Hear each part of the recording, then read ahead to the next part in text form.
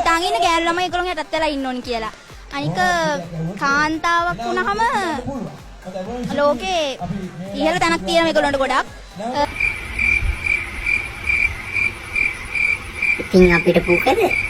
පිරිමි ළමයි හම්බ කරනවා වුණාට ගෑනු ළමයි තමයි ගොඩක් ඒගොල්ලෝ තමයි ජීවිතේ දිනන්නේ. මොකද මේ ඒගොල්ලෝ තමයි ගෙවල් වල ළමයි හදන්න ඕනේ. එතකොට පෞල් ජීවිතයක ඒගොල්ලෝ කල්පනාකරණය කරගන්න ඒගොල්ලෝ ගෙවල් වල කල්පනාකරණ කටයුතු කරගන්න ඒගොල්ලෝ පිරිමි ළමයි හම්බ කරලා ගෙදරට ගෙනත් දෙනවා විතරයි. මං හිතන්නේ ඒ නිසා ගෑනු ළමයි තමයි. ඉතින් කළමනාකරණය කරන්න කොල්ලෝ හම්බ කරලා ගෙනහලා දෙන්න ඕනේ නේ. ගෑනු ළමයි ඉතින් හම්බ කරනවා.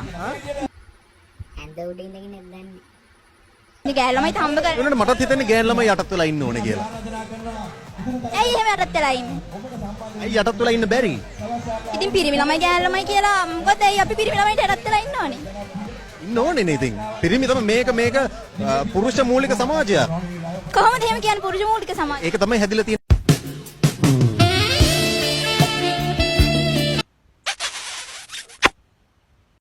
අනේ ඒක දිගයිනේ. මියුසික් අනේ විදිහ. ඉතින් ඒක වැරදීනේ. කවුද කියන්නේ වැරදි කියලා? යා වැරදි කියලා. ඔයා